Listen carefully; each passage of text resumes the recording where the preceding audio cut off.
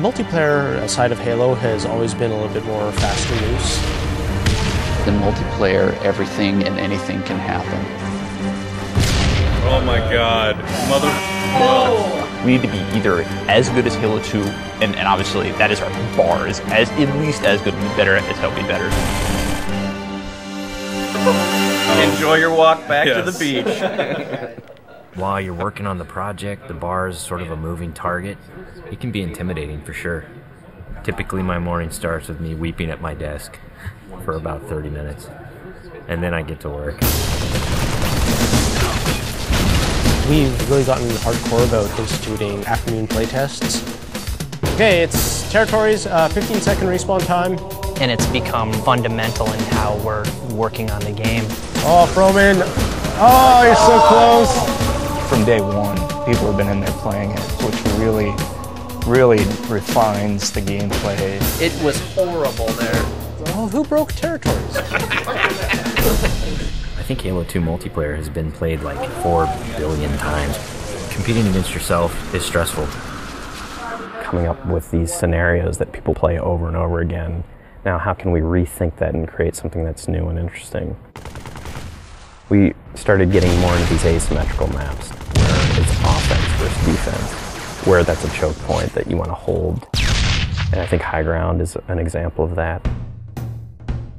Some of the specific things that we tried out were having a wall that you have to get past. That sort of defined whether you won or lost the game. And then we stuck some towers in, and we put AI gunners on all the towers. So as you're running up the hill, you're just getting tagged by all these AI guys. That's the direction that we went. We're like, whoa, that's way too hard. In this version, the wall is actually perpendicular to the hill. And in the final version of High Ground, that wall has been rotated 45 degrees because it had 2 turrets up here as well as 2 turrets in the other tower. So there was a lot of firepower coming down on the hill. That got all simplified into 1 turret actually right above the gate, which we felt was not as brutal to the attackers. It's pretty obvious to us when we start working on these maps that they have to be fun for the 100th and the 200th and the 1000th time. You weren't figuring out the switches in the doors? Yeah, the glows are like you want to walk up and fight. Watching people run through your map challenges a lot of the assumptions you made about it. Like, oh, I think people will use this hill for sniping, and then no one uses it.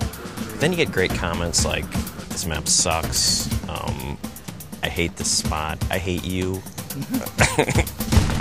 A lot of the time that we spend on these levels are in the details. Making sure that the run to a weapon is equal for different areas.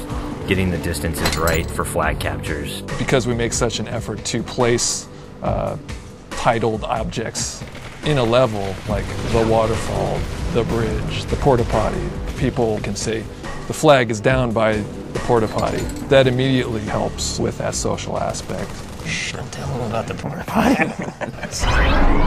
One of the things that we talked about in pre-production was player movement, and that's where the man cannon came from. There's different ways to move the player around the map. In Halo 1 and Halo 2, we had these teleporters. Although it was a great way to get around quickly, it didn't provide as much inherent danger as the man cannon does. There's almost nothing more rewarding than sniping a guy out of the air as he's man cannoning across the map.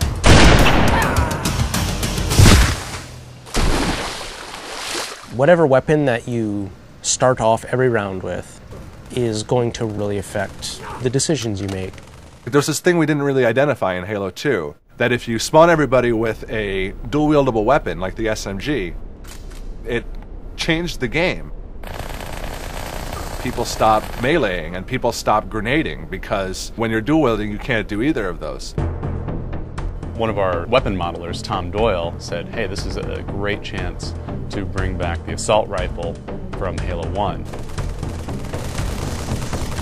The assault rifle's design language really works well with the Master Chief. It has such a unique kind of silhouette and look to it that we really didn't want to change with what is already a Halo canon. But in terms of design and gameplay, it's been adjusted pretty considerably. The weapon has a kind of a shallow clip, so it came down to how best do I use my melee attack, or how best do I use my grenades in order to tip that fight a little bit over in my favor. The assault rifle works really well with the golden three things of Halo, which are weapons, grenades, and melee. The different kind of weapons that you get to use now, the way that they're balanced against each other, the way the weapons are placed on a map, it brings a certain something to the map that just makes it play right. You have a situation which is very common, two guys get into a fight. Is there a way to mix that up? Say you start getting hit by a battle rifle from behind.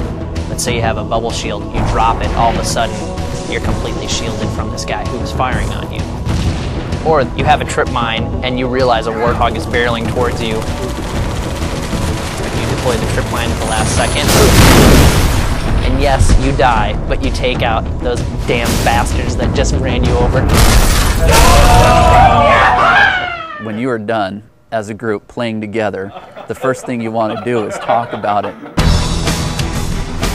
Every game you play, you're going to be having a save film that you can stop time, shift camera angles. When you watch that.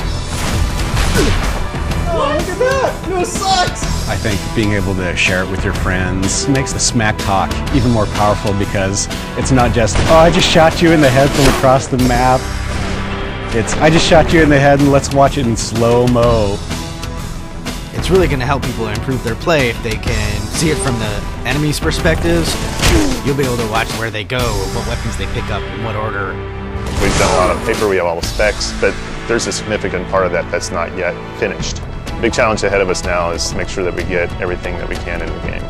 We're going to be what we're going to be, and we think it's really good, but everybody's expecting it to be really good, so we got to beat those expectations somehow. That's what's tough, yeah. That's what makes me cry at my desk.